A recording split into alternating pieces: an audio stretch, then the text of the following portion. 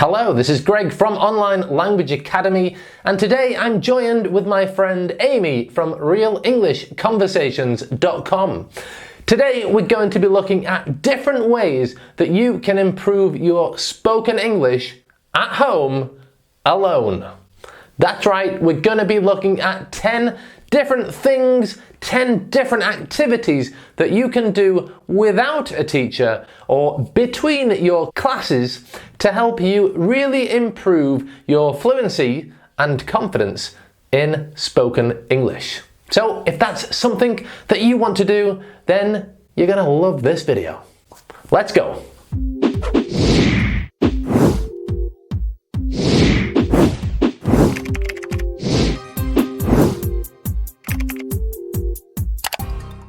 If you're new here, I'm Greg, and on this channel I teach you British English pronunciation lessons and teach you upper, intermediate and advanced grammar and vocabulary. So if you want to speak advanced English, please subscribe.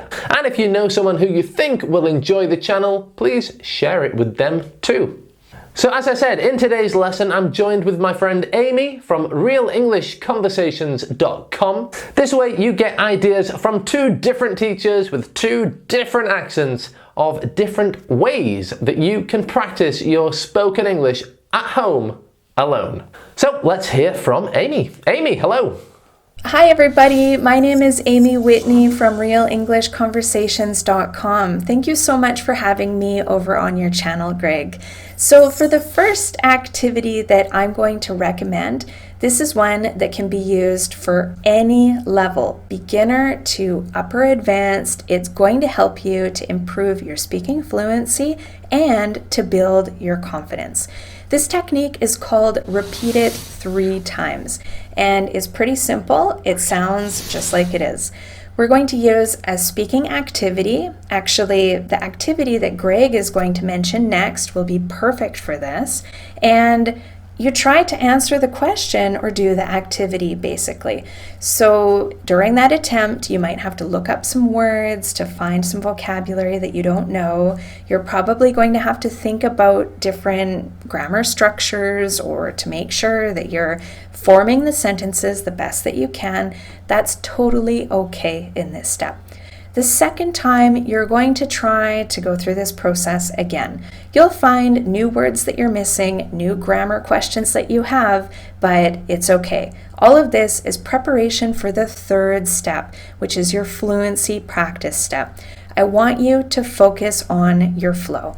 Try to give your answer again, slow down the speed that you're speaking if you need to, and just have a nice flow. You're going to realize that all of the words that you needed to look up before are coming quickly to your mind, and you're able to process all of those grammar structures a lot faster. These are all the things that you need to do to improve your fluency for anything that you want to say in English. Okay, Greg, over to you. What's the activity? Right, Amy. So what my activity is to talk to yourself about your day and also your day tomorrow. This is an activity that I practiced a lot when I was learning Spanish. In fact, I started learning Spanish at a language school, but I had to get a bus for 30 minutes to get to the language school. So every day when I was going to the school and back from the school, I would talk to myself. If there were many people on the bus, I would talk very, very quietly or just talk to myself in my head. And I would talk to myself about what I did in the day. So I was using the past tense. I talked to myself about what I was doing at the moment. So I was in the bus, but I was talking about what I could see, what people were doing inside or outside the bus. And I also talked to myself about what I was going to do tomorrow. So this is a great method because you are using a variety of tenses. You're using vocabulary that is relevant to your life, and you are thinking in English without any pressure of making mistakes. And as Amy said, if you repeat these answers 3 times, it's a great opportunity to learn new vocabulary, speak more quickly and more naturally in English. So Amy, what's the next activity? The next activity is to think of 10 questions that you might ask somebody that you're talking to for the first time.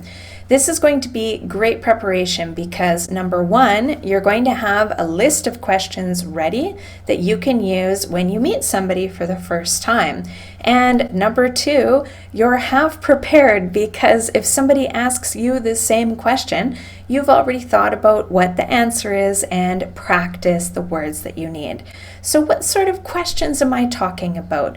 You can ask somebody, for example, what they like to do for fun, what their favorite food is, or if they're a tourist in the area or just visiting your city for the first time, maybe ask them if it's the first time visiting your country or your city. You can also ask them what they have plans to do while they're here. So you can pretend that you are being asked the same list of questions that you create. And it's really helpful for people, especially if you are business people and you have meetings with foreigners. Sometimes you have dinner or drinks or something with them. These are great icebreakers and ways to get to know a person better until you can find a common topic where the conversation just flows naturally. Okay, what's the next activity? That's a good one, Amy. Now, I'm sure you watch English or American TV series, and I know you watch English things on YouTube because you're watching this. So the next activity involves watching English things on YouTube or on TV.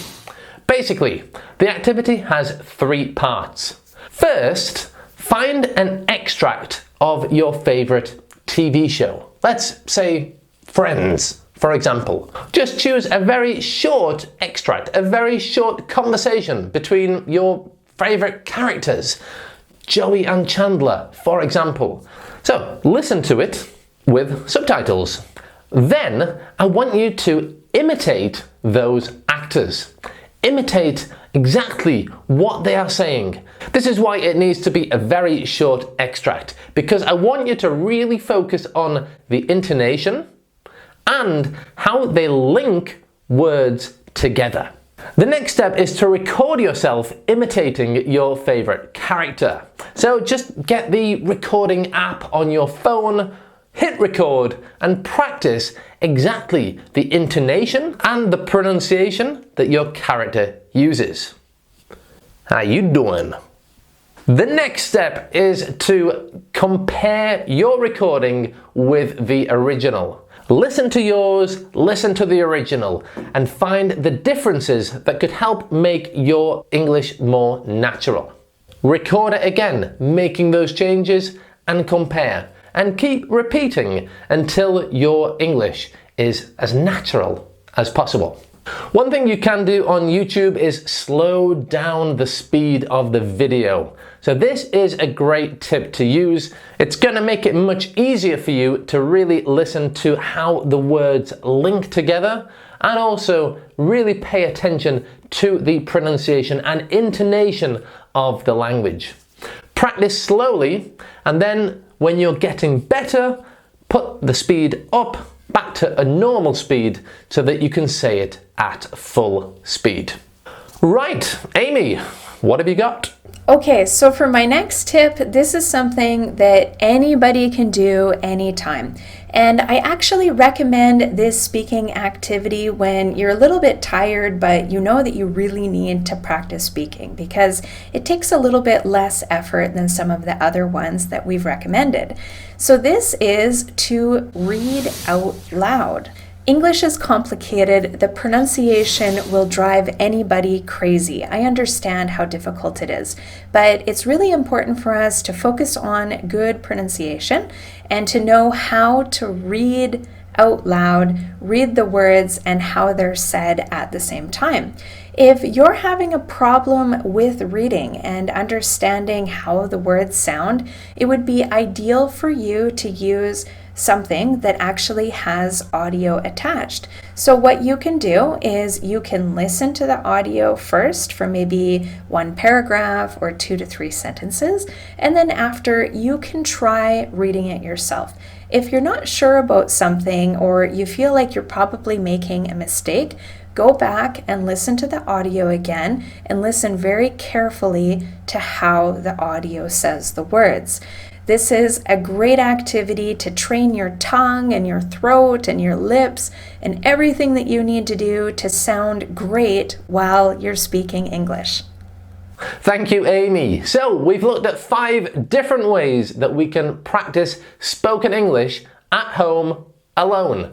We're going to look at the next 5 in a different video on Amy's channel. There will be a link to that video on your screen at the moment, and also there's a link in the description. Before you go, give this video a thumbs up if you have found it useful, and write in the comments which method you liked the best and which one you are going to try to help improve your spoken English. Okay, the link to the next video is there.